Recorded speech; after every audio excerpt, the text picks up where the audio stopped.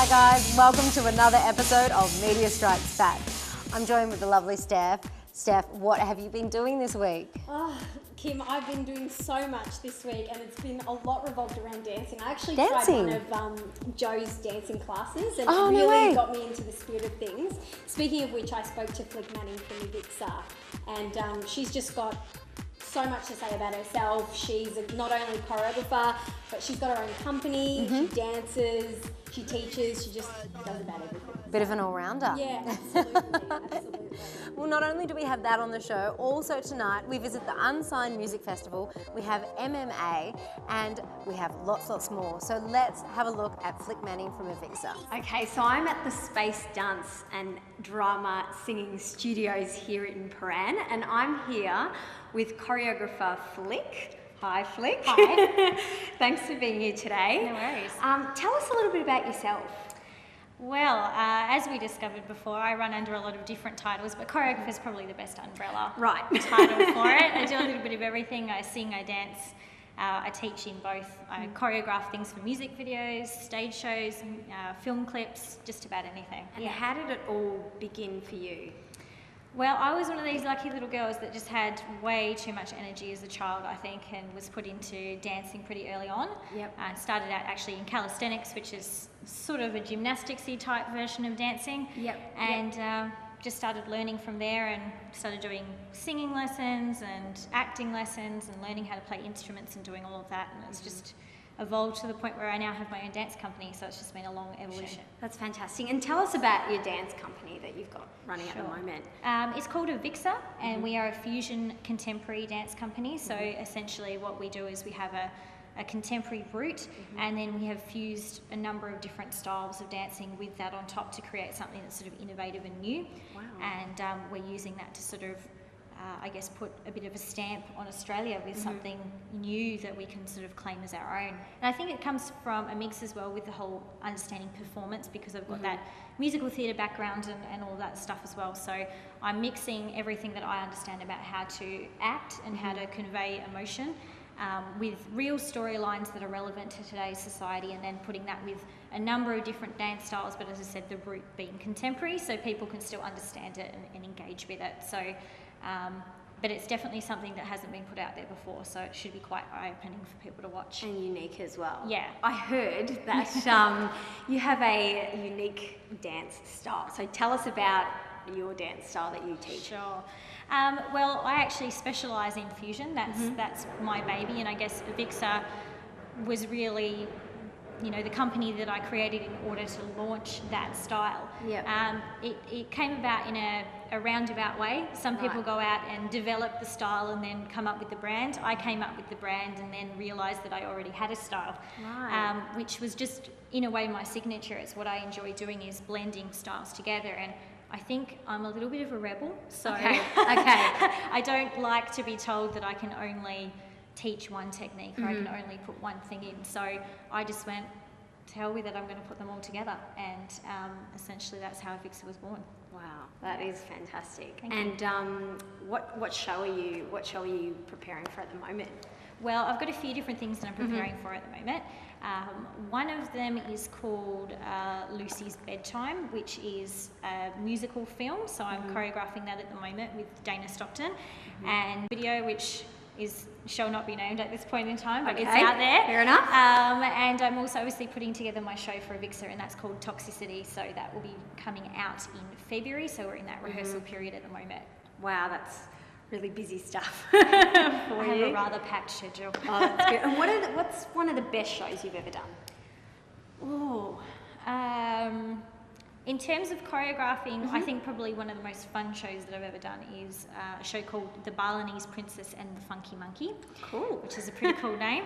It's a musical, but it was designed predominantly for children, and it sort of gave me an opportunity to really hone in on my skills of fusion, because I had to put traditional Balinese dance with hip hop and create this sort of new blend for the show, which I really enjoyed doing. So getting into cultural dance and stuff as well. So that was really awesome. Well, they were amazing. Definitely something that I probably couldn't do without a bit of training. Yeah, that was absolutely fantastic, Jim. So they're a mixture between athletic and emotional movement. Yeah. Now, you tell me, from when you went and experienced Joanna's dance class to when you went and saw these guys.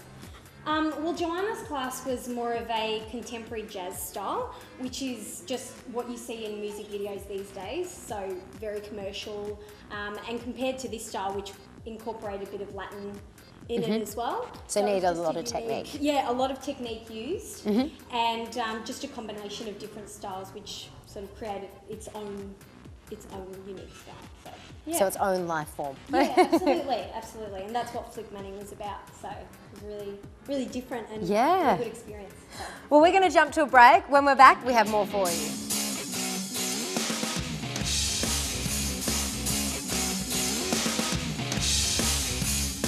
For those of you who have just joined us in Media Strikes Back, I'm now joined with Sharon and Lee. How's it going? And I've heard you guys have had a very, very busy week. Very. very. It's been so busy, I just don't know. No, I met with Czarina, a musician and singer from the Philippines, now based in Melbourne. And let me tell you guys, she was incredible. Her strength, her power, just an absolute voice of an angel. What else was really interesting about her was she's not only a singer, but she's an author, and she's working with charities, Starlight Foundation. She does. So one busy lady. Very. She's giving back. Yeah, exactly. She's got a daughter, so she uses that influence, and she's incredible. Well, let's have a look at Czarina, and we'll see you then.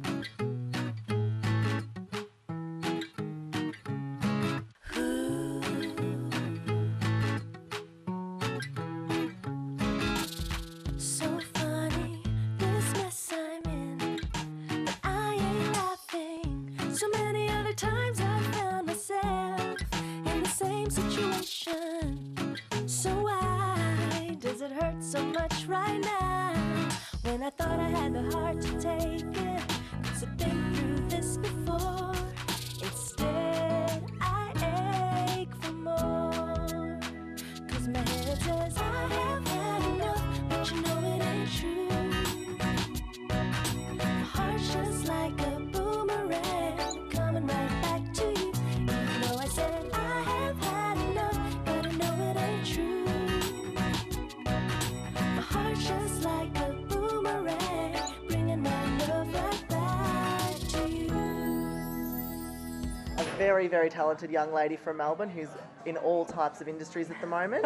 Czarina, how are you tonight? I'm good, thanks. How are you? Thank you so much for being on the show with us. No worries. Now, I have to ask you about, you're involved in so many things at the moment. There's books and CDs and everything just going on at the moment. And you performed just recently. Tell us about that. How did it go? Well, actually, we performed here at the apartment where we are now. Yeah. And it was a release of my new music video, Boomerang. Boomerang? The second single from my album, which is My Soul. Yes. And it was just a fun event. We did I had a full band and performed to about 100 people, and all songs that I'd written. Yes. So it was just really Every single fun. one, everyone. Yeah, Yes. yeah. So it was a really good night, and just really nice to showcase my talent or my passion to everyone. So and yeah, it's infectious. Yeah. She's incredible. So Czarina, I have to ask you, as you are a very talented songwriter, where does the inspiration come from, and how does it all come together? Yeah, look, some songs come from being inspired by people, or in my soul's case, that was a novel, my favorite book, and just life experiences. But I guess, if I sit down and I say, I want to write a song, I just do it sometimes. There was one song that I actually wrote while I was at work. Don't tell anyone. Don't tell anyone, yeah. And I think I wrote it within an hour, just listening to this loop that a producer had sent to me of a beat. But then lately I've been writing songs just on the piano. I'm not the best pianist, so don't get me wrong. I can play. We know our secret, everybody. I play enough to write a song too. So I'll write my chords and stuff, and lately I've been doing a lot of songs like that, which I find are more from the heart. So Czarina, tell us, I mean, there's everyone can see there's huge difference between obviously performing live in front of an audience and creating those stunning music videos which you've released now. What's the difference between them? What kind of things channel? I guess it really depends. When you're performing live, you sort of feed off the energy from the room as well. So that's quite a different feeling altogether. Yeah. But having said that, I find recording videos really fun as well because.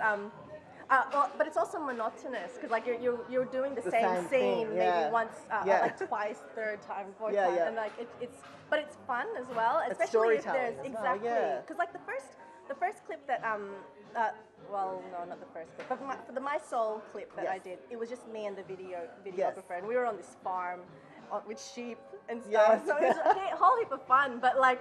You know, obstacles. And like we were just like, let's say we'll be in one spot of the farm, and I'll be singing the song, and it's a very slow song, and it's very nice. But like to do that about 15 times, it's very draining. However, with Boomerang, there was so many of us involved. Like we had a whole wedding scene. We had like the crew consisted of like five or six people, and like we had it at a beautiful venue, and got to all get dressed up and stuff. So it was more like a party. So we had a lot of fun. You get into it, really get involved, which is cool. Exactly, and I guess it's just fun. They're both fun. I find them both.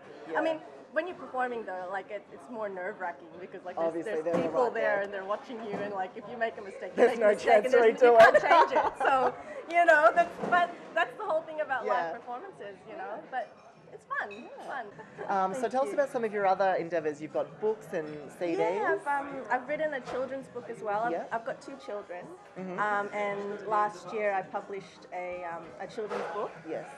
It's called My Friend A to Z, where each page is sort of like the letter of the alphabet, and it rhymes sort of like Dr. Seuss, and it's very catchy and stuff. And I'm also working on a children's music album to sort of go with that, and it's called Starlight, and hopefully get that released before Christmas this year, and funds of that are going to the Starlight Children's Foundation. So. Well, thank you so much for coming on with us. Boomerang and My Soul are out on iTunes. You can get your hands on them there, and believe me, you don't want to miss them. We wish you all the best. Thank you so much. This isn't the last you're going to hear from this lovely lady. Thank you. Thank you so much for having me. Well, Czarina was incredible. She does great. Gorgeous voice. So good. Just unbelievable. And she's a published author too, so. Yeah, you can find her in all stores, music, bookshops, anywhere.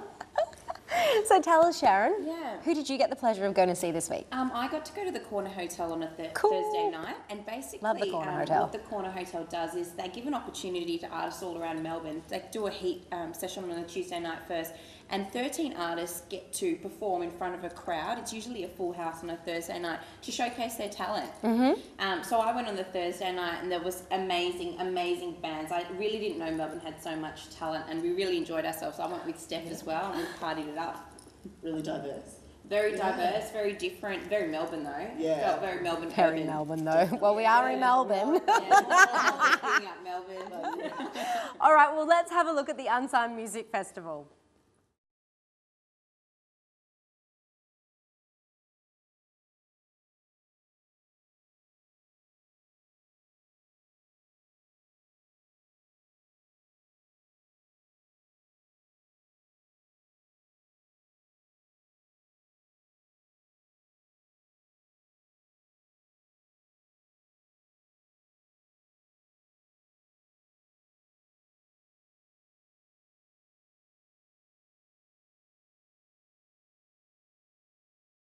Hi, so we're here with Lucy, who's here to watch who performed tonight? Sinister Minister. And who you guys here to support? Cooper Street, of course. Yep, Cooper Street. Yourself, sir, what's your name? My name's Greg. Okay, Greg. And who are you here to see? I'm here to see Tom. Oh, fantastic. Silence. And who are you guys here to support tonight? We're here to see Cooper Cooper Street. Street. Woo! Woo! Yeah. Cooper Street. Yeah. And who are you guys here to see tonight? Sinister Minister. Amazing.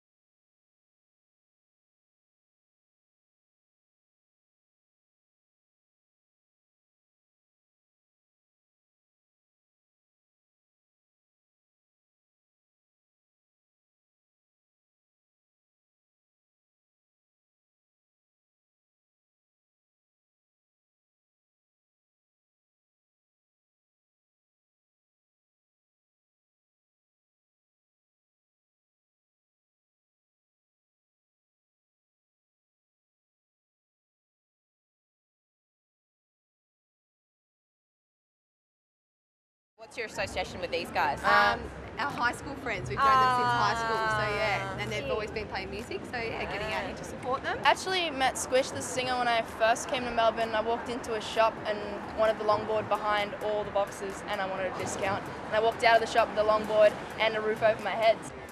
Well, I'm just sort of hanging around. Groupie. Yeah. They said, do you want to come over and get on the TV with me?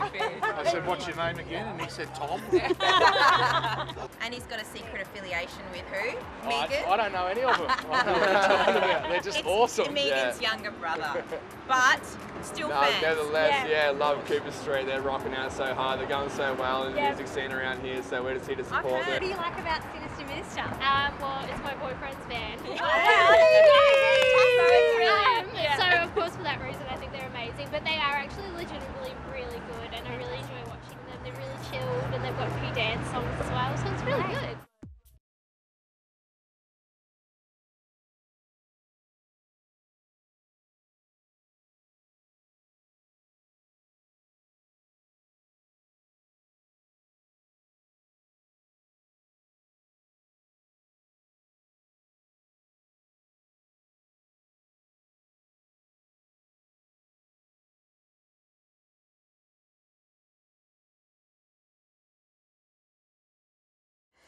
Well, I hope you guys enjoyed that.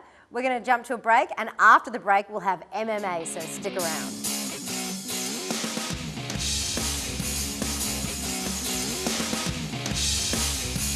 Welcome back. Now I have Joanna looking absolutely smashing, sitting with me on the couch today. We're just rocking red and black. We are. Apparently the red and black colour combination means danger. Does it? Mm-hmm. Watch out. Well, I think you're going to have to watch out with the next segment we're about to watch. Sorry, one for you, Joe. I went down to see some guys training for the... See some guys training for the Australian Fighting Championships in mixed martial arts. MMA. So mixed martial arts basically involves all the martial arts. Judo, ninjutsu, karate, breaking stuff, nunchucks, bow staff, all of that, Kim. Wow. Everything. Yep. And let's see how I got involved.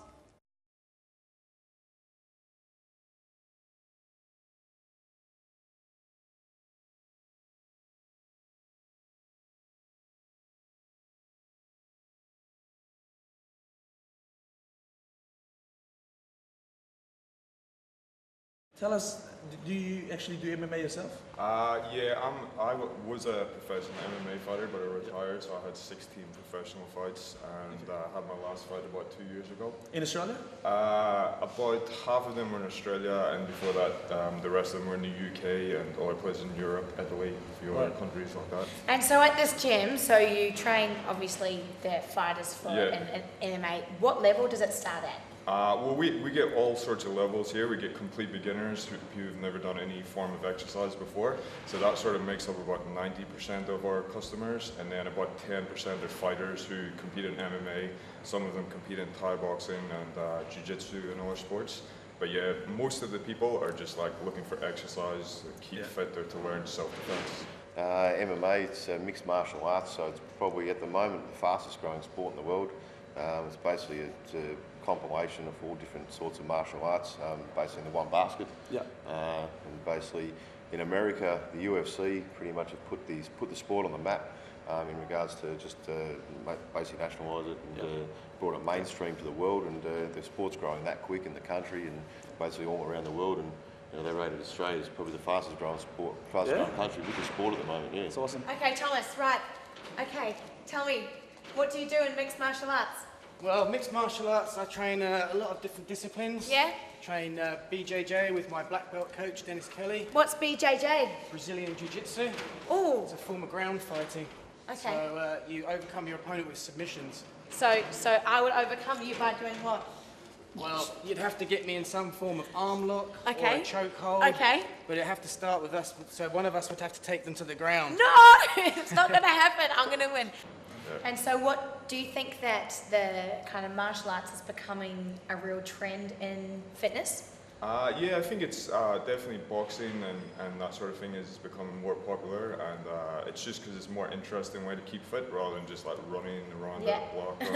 Cool. So you guys actually, AFC actually put on the competition and all the fighters come and compete? Yeah, well, that's the AFC is the Australasian Fighting Championships, and we basically put promotions on probably every 3 to 4 months, and we're starting to do them more regularly now. The sport's growing so quick, but we pull fighters from all over the world, from the UFC. We've had, ex-UFC fighters. Basically, our middleweight champ, Hector Lombard, he's just made it to the UFC. Fights next week. So awesome. Okay, tell me, you've got championships coming up. Yep. So hopefully I fight in the under 70 kilo category. Okay, I could fight in that one too. So I don't know who I'll be fighting, but whoever it is, it should be a good fight. So does anybody like at home can actually just get out, give you guys a call and like, hey, we want to get into this, or you have to have a certain fitness level or some training? All these guys have been training for years too, and like some of these guys, it takes them years to get a black belt. So unlike boxing and kickboxing, it's a discipline. So you can't be a white belt and then just jump into it. Look, you probably if you're anyone can fight, I suppose. But with these guys, they've been training for years and they're disciplined into what they're doing. And so what's your training like? I've just recently quit my job, so I train full time now. In the morning I do weights, and then I do drilling with Dennis, and then Thai boxing with my Thai boxing coach, Flic.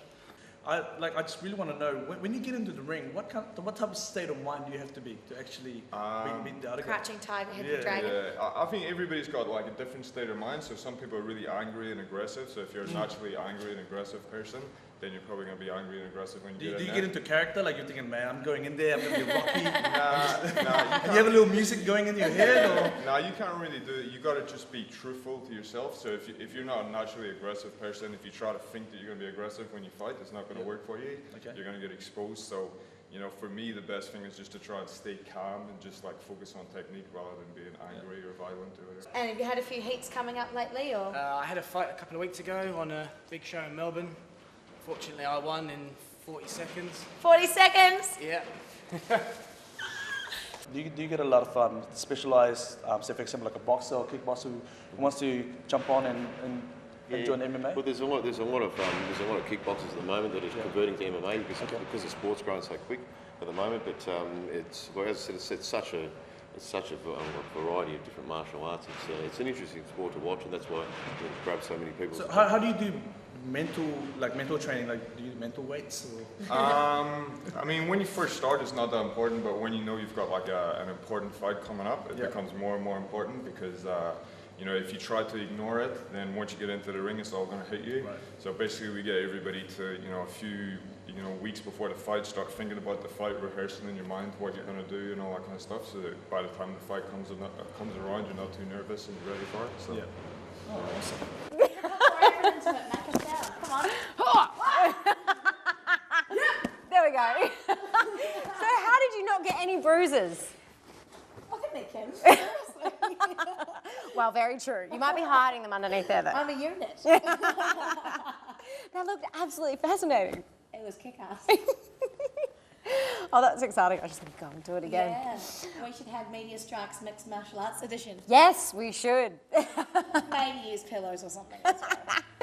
Well, also, jump online. You have the opportunity to win one of Sorenza's albums. So if you want to do that, you don't have to get in a ring with Joe and have a fight. You can actually just jump online. Yeah. You're laughing. You're like, maybe it'll be good. Maybe. So if you want to jump in a ring with Joe, email us. Go to www.mediastrikes.com. Tell us you want to get in a ring with Joe and we might organise it. You'll lose. Who knows? All right, until next week, we will see you then. Bye.